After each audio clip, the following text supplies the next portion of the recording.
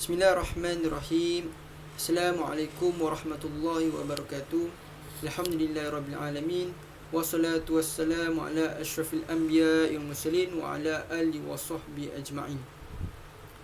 Nama saya Amir bin Abdul Ghani dari kelas DSI 4B.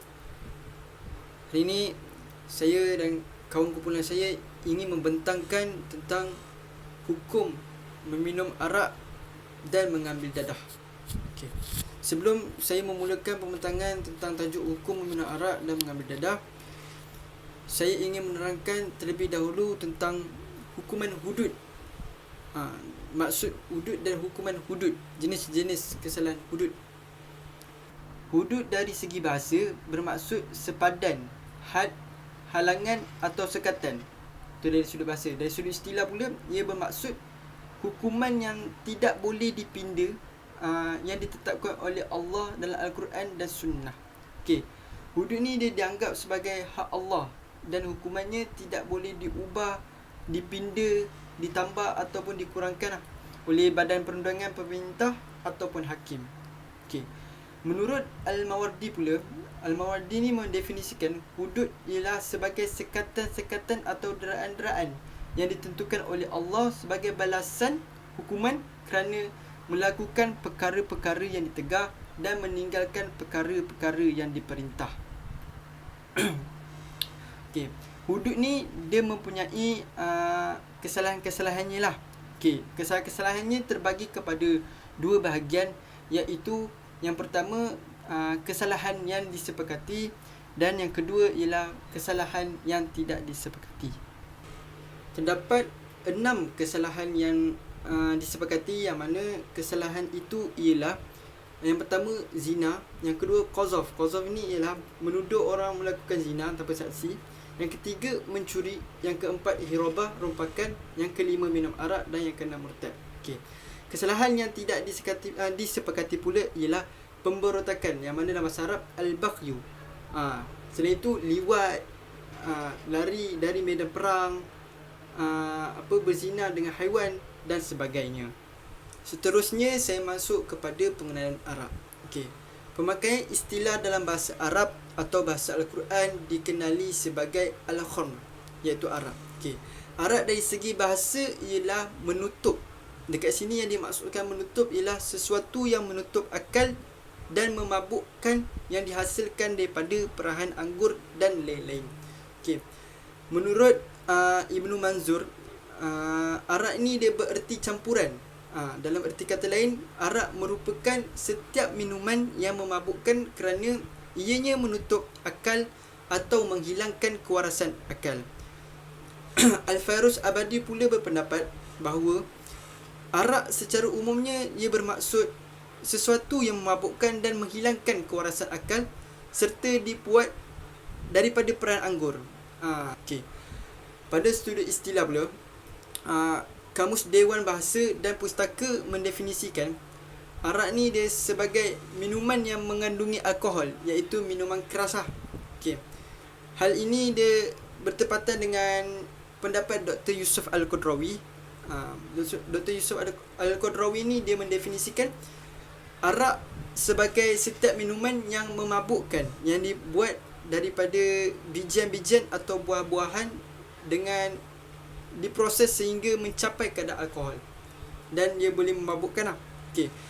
Para fuqaha pula dia telah bersepakat mendefinisikan arak ni, al-khamr ni, dia sebagai minuman yang memabukkan yang dihasilkan dari perahan anggur. Okey. Persoalan kat sini, adakah hanya minuman tersebut dikenali sebagai arak atau meliputi semua minuman lain yang dibuat daripada selain perahan anggur? Okey. Berdasarkan hadis riwayat Ibnu Umar yang bermaksud, aku mendengar Sayyidina Umar radhiyallahu anhu ketika beliau berada di atas mimbar Rasulullah sallallahu alaihi wasallam berkata, "Wahai sekalian manusia, sesungguhnya telah datang pengharaman arak dan ianya daripada 5 perkara, iaitu anggur, kurma, madu, gandum dan barli." Okey. Dan arak itu adalah suatu minuman yang menutup akal fikiran. Itu sabda Rasulullah sallallahu alaihi wasallam tentang arak. Seterusnya saya masuk kepada dalil pengharaman arak. Okey, pengharaman arak ini ia merupakan perkara yang qat'i dan wajib mengambil berat di dalam kehidupan seharian. Ini kerana terdapat dalil pengharaman yang khusus seperti mana firman Allah Subhanahu wa taala, A'udzubillahi minasyaitonirrajim. Ya ayyuhalladzina amanu innamal khamru wal maisiru wal ansabu wal azlamu rijsun min amali syaitani fajtanibu la'allakum tuflihun. Maksudnya, wahai orang-orang yang beriman, bahawa sesungguhnya arak dan judi dan pemujaan berhala dan mengundi nasib dengan batang-batang anak panah adalah semuanya kotor dari perbuatan syaitan. Oleh itu hendaklah kamu menjauhinya supaya kamu berjaya. Okey. Selain itu pengharaman arak ni dia termasuk kepada golongan yang terlibat, kira golongan terlibat seperti mana membuat, menghantar dan menjual. Okey. Terdapat satu hadis yang diriwayatkan oleh Anas bin Malik radhiyallahu anhu yang bermaksud Rasulullah sallallahu alaihi wasallam melaknat dalam isu arak ini 10 golongan. Pemerah anggur untuk arak, orang yang minta diperahkan, peminumnya, pembawanya, orang yang meminta bawa kepadanya, orang yang menuangkan arak, penjualnya, orang yang makan hasil jualannya, orang yang membelinya, dan orang yang meminta dibelikan untuknya. Sunan Tirmizi 1295. Ini hadis Rasulullah SAW tentang orang yang berkait dengan arak inilah. Seterusnya saya masuk kepada hukum meminum arak. Okey. Pengharaman arak ni adalah berdasarkan dalil nas qat'i dari Al-Quran dan As-Sunnah. Macam saya terangkan tadi, pengharaman tersebut adalah disebabkan iklahnya yang memabukkan. Maka barang siapa yang meminumnya akan dikenakan hukuman hudud, iaitu dengan 40 kali sebatan.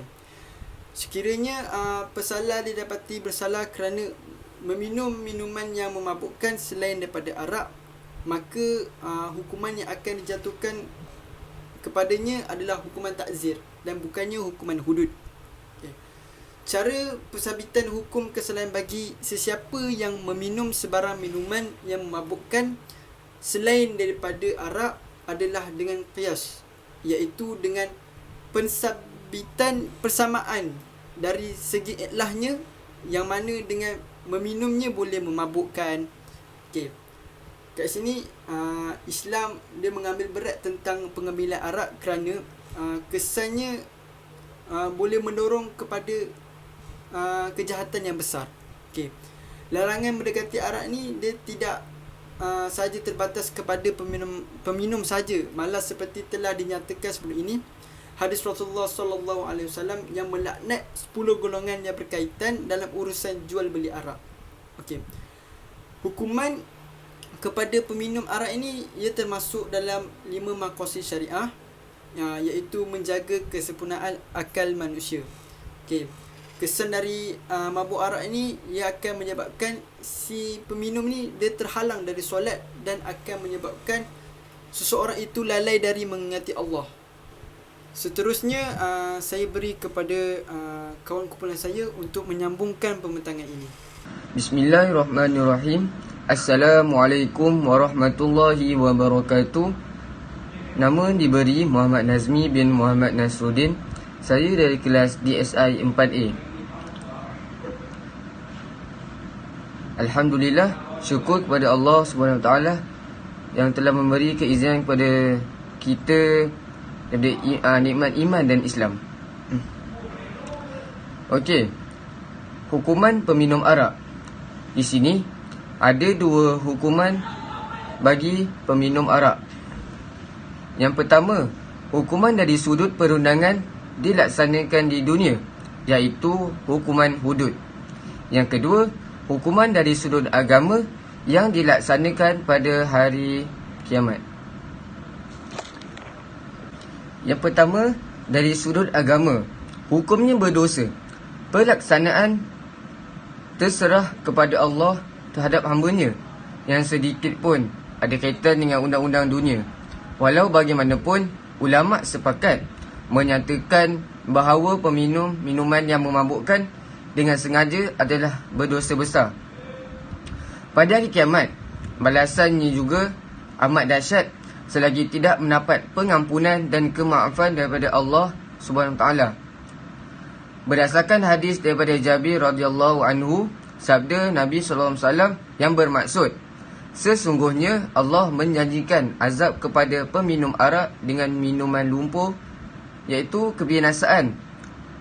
Para sahabat bertanya, wahai Rasulullah, apakah lumpur kebinasaan itu? Baginda menjawab, perlu penghuni neraka atau perahan ahli neraka. Riwayat Muslim. Seterusnya, hukuman had bagi peminum arak. Hukuman peminum minuman yang memabukkan, sama ada arak atau yang lainnya, adalah dengan sebatan 40 kali dengan syarat-syarat yang akan dijelaskan. Pemerintah harus menjalankan hukuman tersebut hingga 80 kali sebatan sebagai tambahan dengan hukuman ta'zir. Ini berdasarkan daripada hadis daripada Anas radhiyallahu anhu. Kana yadribu fil khay fil jarid wa ni'ali arba'in. Maksudnya, Nabi SAW menyebut peminum arak sebanyak 40 kali sebatan dengan pelepah tamar dan selipar. Riwayat Muslim. Sebagaimana yang kita faham daripada hadis ini, Rasulullah SAW akan juga buat perkara dengan membuat sebanyak 40 kali sebatan kepada mereka yang meminum arak, dan akan menjalankan hukuman yang mereka membuat sedemikian. Oleh itu, kita kalau boleh, janganlah kita buat perkara-perkara yang merugikan kita dan membuat perkara dosa besar ini. Pembuktian peminum arak. Di sini ada dua kaedah bagi pembuktian yang boleh disabitkan. Yang pertama, bukti, iaitu keterangan oleh dua orang saksi Muslim yang adil. Penyaksian yang diberikan hendaklah dengan melafazkan dengan lidah serta dengan kerelaan hati, bukan dipaksa. Yang kedua, pengakuan, iaitu pesalah membuat pengakuan telah meminum minuman yang memabukkan. Pengakuan oleh pesalah sudah tentu menjadi hujah yang boleh menggantikan bukti. Pengakuan dari pihak peminum arak memadai dengan sekali ikrar sahaja, dan hendaklah pengakuan itu tidak dipaksa dan dilakukan dalam keadaan sedar. Pengakuan yang telah dibuat lalu menarik balik pengakuannya, maka pihak hakim boleh saja menerima penarikan balik pengakuannya itu. Sebarang bukti yang tidak kukuh, maka itu tidak disebut sebagai syubhat. Apabila syubhat, maka tidak boleh dikenakan hukuman terhadap orang yang dituduh tersebut. Tuduhan secara mengintip dan mengintai tidak boleh dijadikan sebagai bukti kukuh, melainkan ianya dikuatkan dengan bau mulutnya yang berbau arak atau terzahir dari pergerakannya sebagai orang yang sedang mabuk.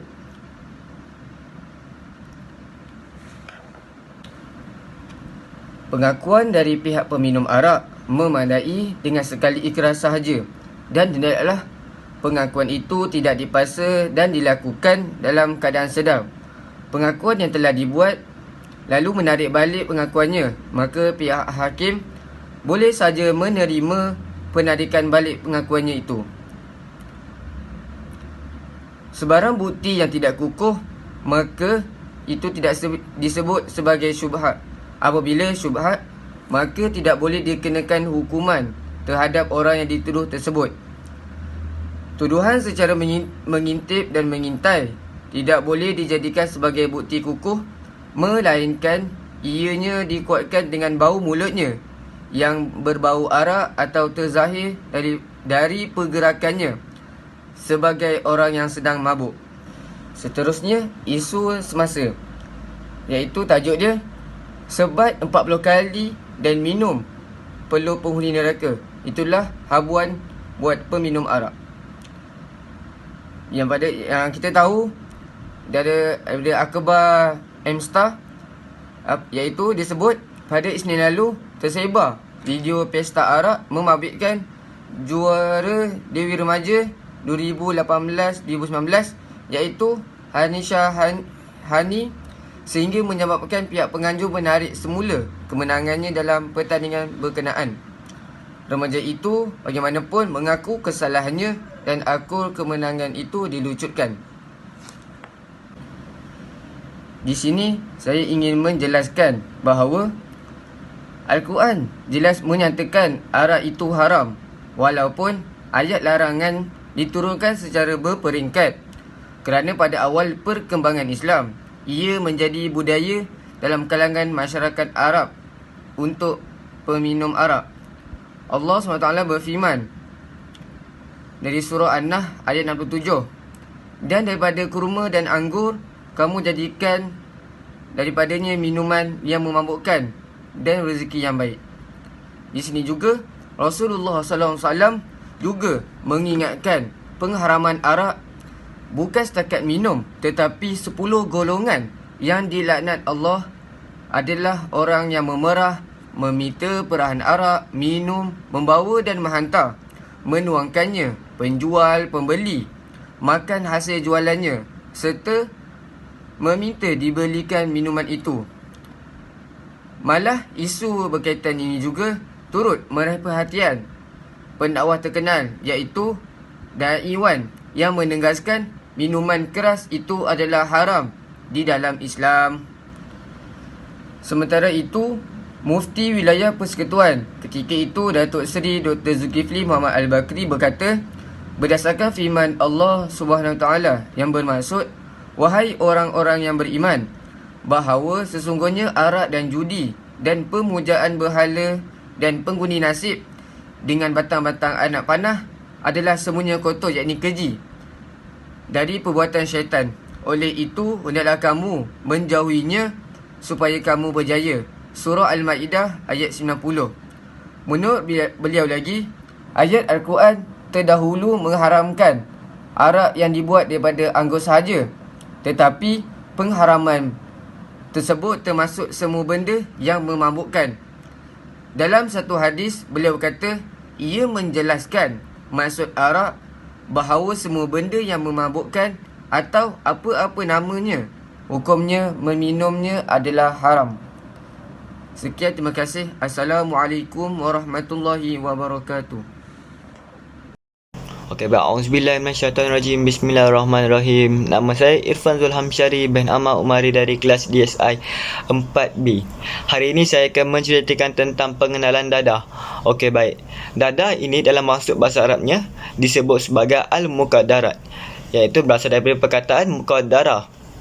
Maksudnya adalah benda-benda boleh menyebabkan hilangnya pertimbangan dan kewarasan akal, seperti ganja, morfin dan pil-pil sebagainya.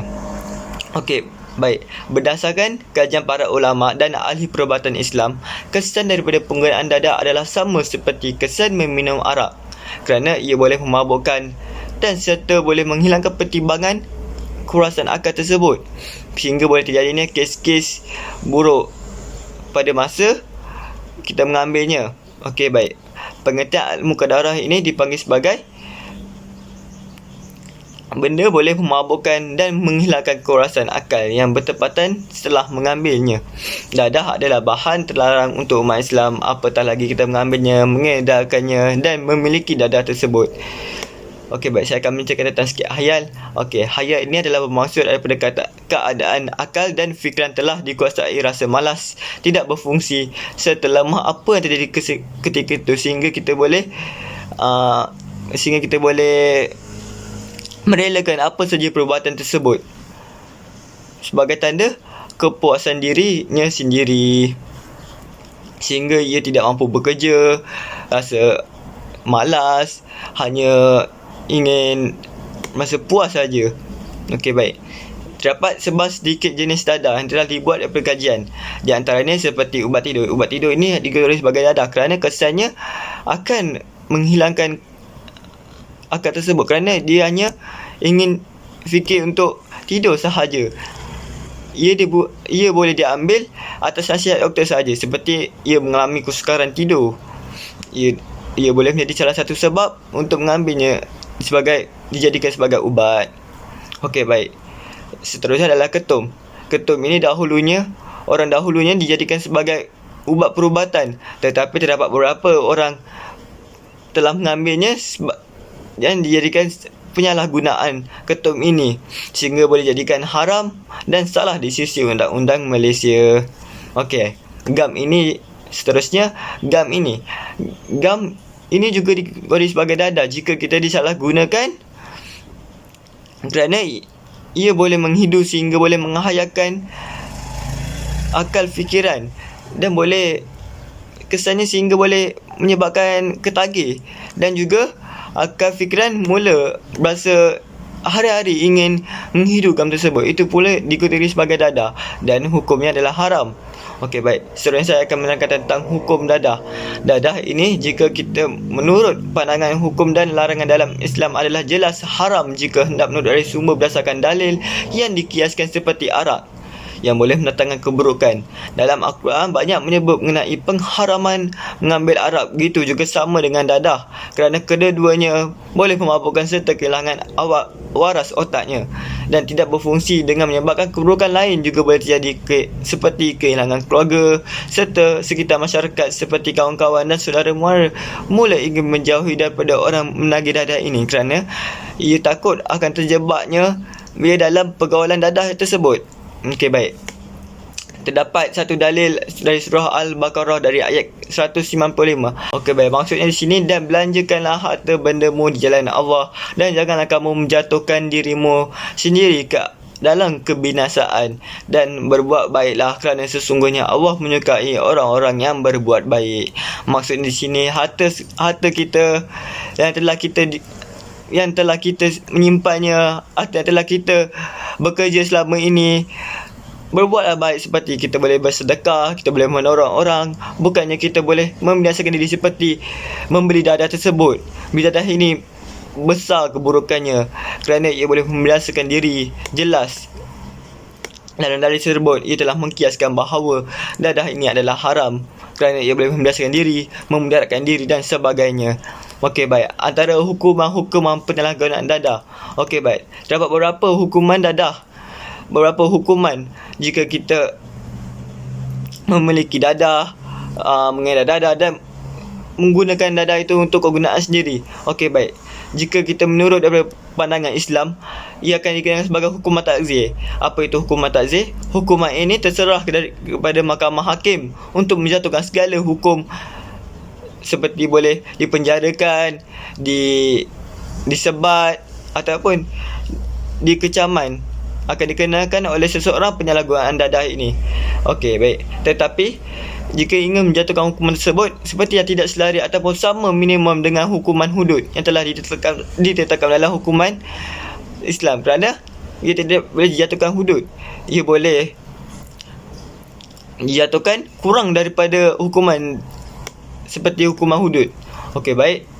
Selain itu, terdapat juga hukuman telah ditetapkan oleh kerajaan Malaysia, tetapi ia terbahagi kepada 3.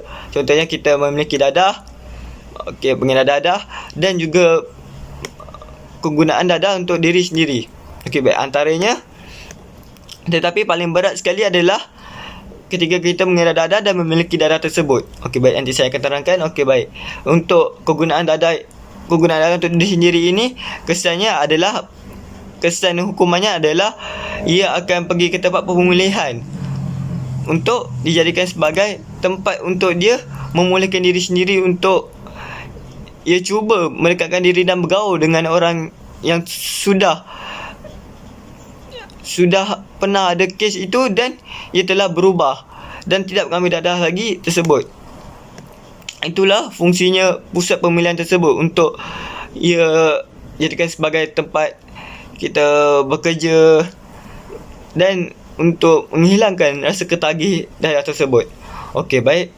Terdapat juga kesan untuk kita memiliki dadah dan mengenal dadah ini.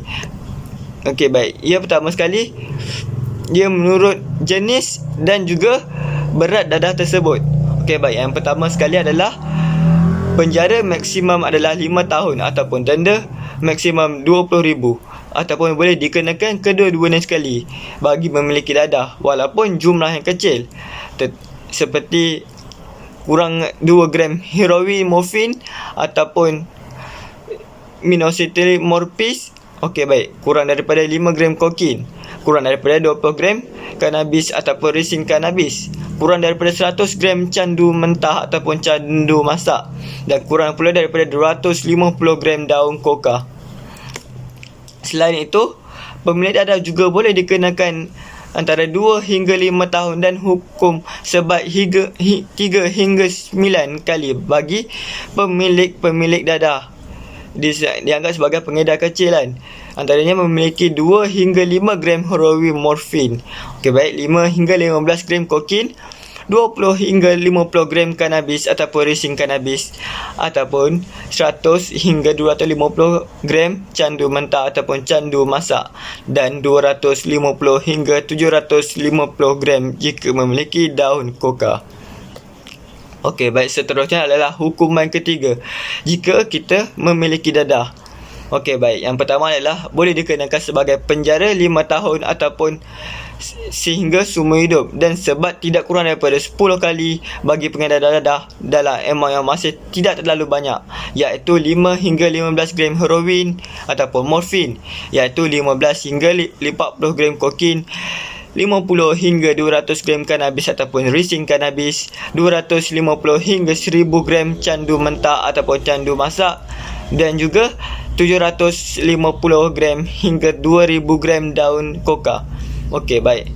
Sekali akan dikenakan sebagai hukuman mati yang akan dikenakan seseorang jika memiliki dadah melebihi 15 gram ataupun 15 gram heroin ataupun morfin, 40 gram atau lebih kokain ini, 40 gram ataupun lebih.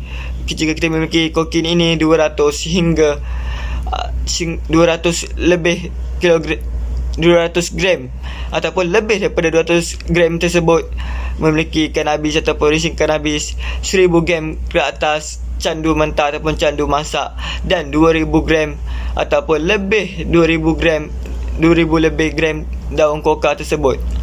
Jelas sekali bahawa hukuman dadah ini amatlah berat akan dikenakan oleh pemilik dadah walaupun jumlah yang kecil jika mengikut undang-undang Malaysia.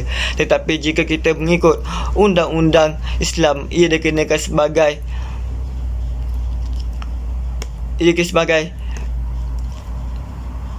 takzir, iaitu hukuman mengikut hukuman hakim. Okey, baik, itu sahaja daripada saya. Sekian, terima kasih. Bismillahirrahmanirrahim. Assalamualaikum warahmatullahi wabarakatuh. Alhamdulillah rabbil alamin, wassalatu wassalamu ala asyrafil anbiya'i wal mursalin wa ala alihi wa sahbihi ajmain. Segala puji bagi Allah Subhanahu wa taala dapat bersama-sama kita berkumpul pada kali ini.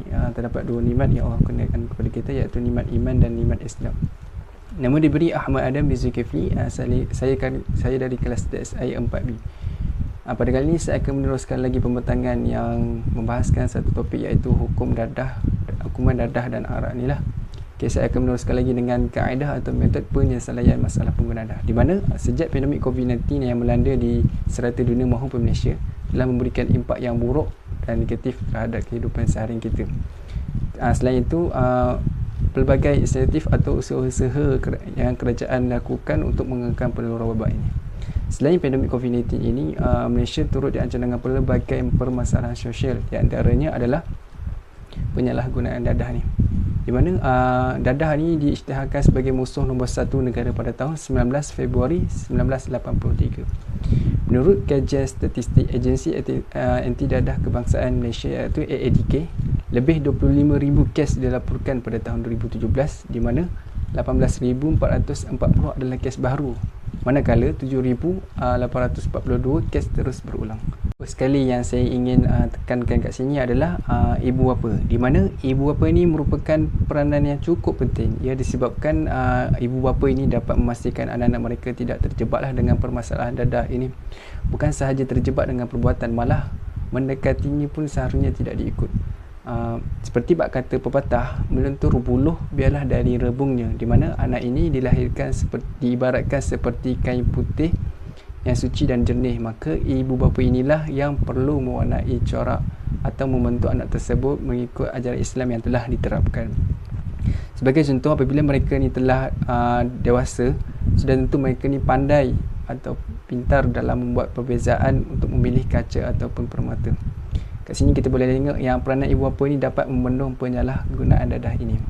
Anak-anak ni hendaklah diberikan pendidikan agama yang secukupnya serta diawasi setiap pergerakan mereka dan pergaulan sejak dari kecil lagi. Yang kedua adalah kesedaran diri terhadap individu tersebut dalam memilih sahabat ataupun kawan, di mana kesedaran diri ini sangatlah penting untuk membentuk minda seseorang itu menjadi positif agar sentiasa membuat sesuatu dengan pemikiran yang rasional.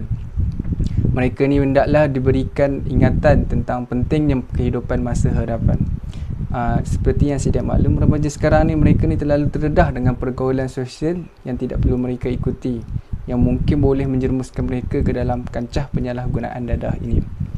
Mereka perlu tahu membezakan yang baik dengan yang buruk. Tidak perlulah sangat mengikut telunjuk kawan, kerana ikut hati mati, ikut rasa binasa. Rakan yang berkualiti ini juga adalah menjadi tunggak atau penyebab membantu diri remaja menjadi berkualiti.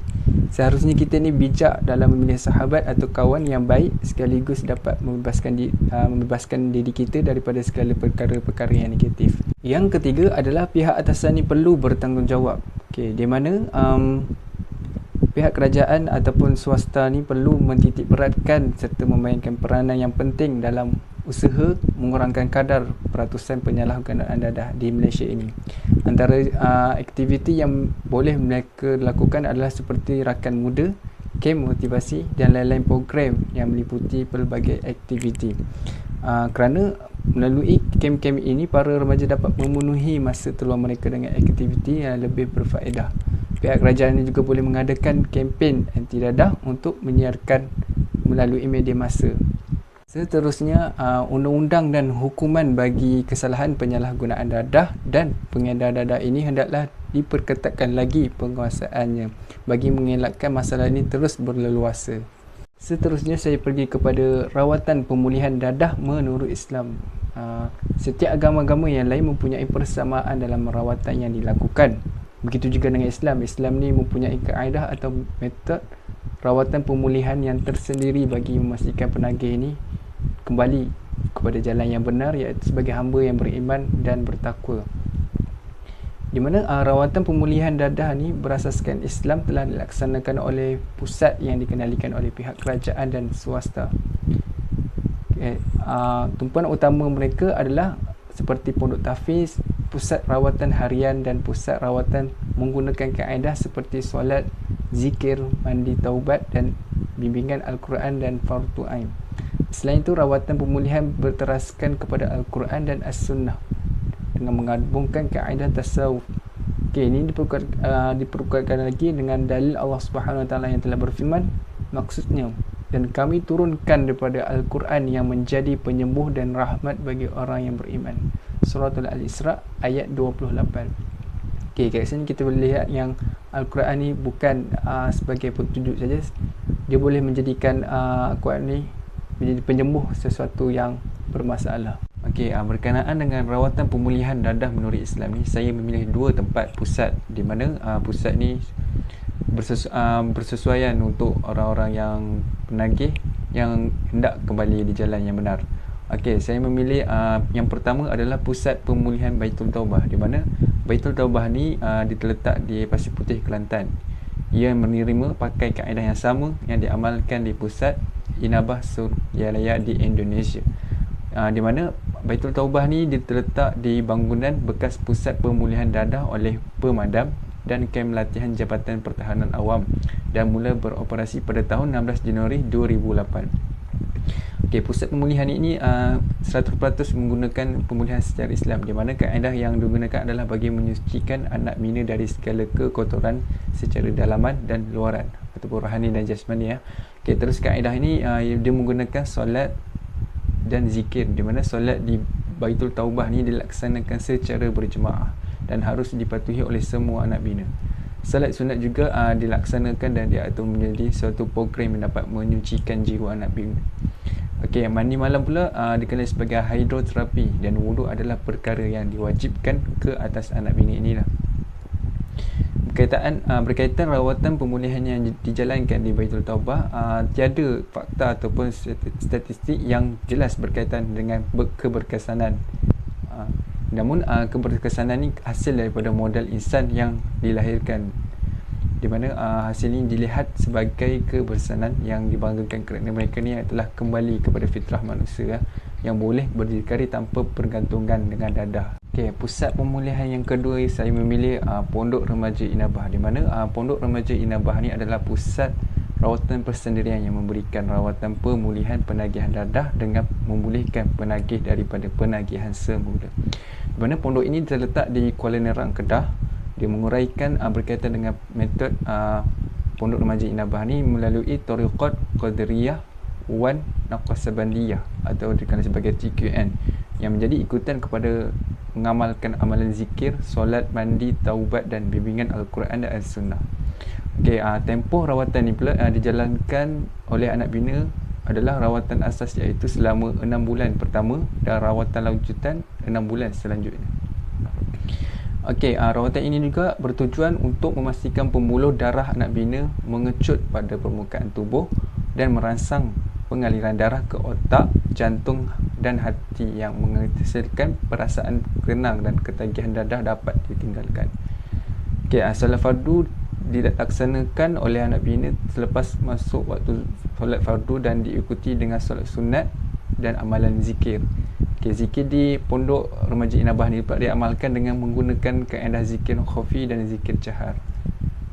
Okey, penemuan kajian mendapati 61% anak bina ni pulih selepas menjalani rawatan pemulihan berasaskan metod Pondok Remaja Inabah ini. Okey, anak bina ni boleh memimpin solat dan zikir, dan kalangan mereka dilantik sebagai pembina bagi menguruskan pentadbiran di Pondok Remaja Inabah. Okey, seterusnya saya pergi kepada isu semasa, di mana tarikh 8 Februari 2020 telah berlangsungnya Majlis Pelancaran Bulan Anti Dadah Kebangsaan di Putrajaya yang dihadiri oleh tetamu yang berhormat, iaitu Tun Dr. Mahathir. Okey, di mana kerajaan ni akan menilai dan mengkaji semula serta undang-undang berkaitan dengan penyalahgunaan dadah ini, termasuklah hukuman mandatori. Okey, Tun Datuk Mahathir ini juga mengulas berkenaan undang-undang tersebut perlu dikaji kerana ia dilihat agak keras. Okey, beliau menyuarakan agar perlu kaji undang-undang semula untuk mengenal pasti sesiapa memiliki sekian banyak dadah, maka hukuman yang ditetapkan adalah hukuman mati. Okey, disebabkan hal itu banyak yang berpendapat masalah ini tidak berkesan, masih ada mereka yang mencari secara haram dengan pengedar dadah. Okey, dan pada masa yang sama pula perlu membuat pilihan yang tepat, sama ada dakwaan ini betul atau tidak. Masih ada cara yang lain undang-undang yang boleh mencegah penyalahgunaan dadah dan pengedaran dadah dalam pindaan undang-undang. Okey, Tun Datuk Mahathir ini juga beranggapan mereka yang menagih dadah ni tidak dianggap sebagai penjenayah, seperti yang sedia maklumlah. Okey, penyalahgunaan dadah ni adalah salah satu perkara yang tidak baik yang boleh membawa kerosakan diri, malah bukan diri saja tapi dan keluarga serta masyarakat. Okey, akhir sekali sebagai kesimpulan, sejak dulu lagi ni umat Islam ni menegah daripada perkara-perkara yang memabukkan. Tak kisahlah benda itu apa, janji memabukkan. Islam ni juga mengharamkan sesuatu yang memabukkan bagi tujuan menjaga akal, kesihatan tubuh badan dan melindungi individu itu sendiri dan masyarakat yang lain. Okey, keburukan mabuk ini juga melibatkan individu itu terutamanya pada akal, tubuh badannya, pembaziran harta dan kerosakan hubungan sesama manusia yang tidak menunaikan suruhan agama. Okey, tidak ada dalil yang jelas menyebut tentang dadah dan pengharamannya. Ini kerana permasalahan ini seperti baru berlaku, di mana umat Islam ni baru mengenali dadah pada kurun ke-7 Hijrah selepas kemasukan kerajaan Tartar. Okey, berkenaan dengan dadah ni, permasalahan ni seperti baru berlaku di mana tiada pada zaman Rasulullah. Okey, ini bertepatan dengan firman Allah Subhanahu Wa Taala yang menyuruh manusia agar tidak mencampakkan diri mereka ke dalam kebinasaan dan melampaui batas. Seperti mana ayat berikut, maksudnya, wahai orang-orang yang beriman, janganlah kamu mengharamkan apa-apa yang baik yang telah dihalalkan oleh Allah kepadamu, dan janganlah kamu melampaui batas. Sesungguhnya Allah tidak menyukai orang yang melampaui batas. Suratul Al-Maidah ayat 87. Okey, di mana pengharaman dadah dan arak ini dilihat kepada semua benda yang memabukkan adalah haram di sisi Islam, termasuklah semua jenis, sama ada dadah itu jenis baru ataupun sebagainya. Okay, meskipun dadah ni telah disebutkan secara jelas, dadah ni tidak disebutkan secara jelas dalam Al-Quran, namun pengharamannya dikiaskan kepada pengharaman arak kerana kedua-duanya mempunyai unsur memabukkan. Okey, itu saja daripada saya. Saya mewakilkan kepada kumpulan saya. Jikalau ada kekurangan, kami mohon maaf, dan jikalau ada salah silap, bolehlah sahabat-sahabat yang lain ataupun ustazah untuk menegur. Akhir kata pada saya, yang baik itu datang daripada Allah dan buruk itu datang daripada diri saya sendiri. Wabillahi taufiq wal hidayah. Assalamualaikum warahmatullahi wabarakatuh.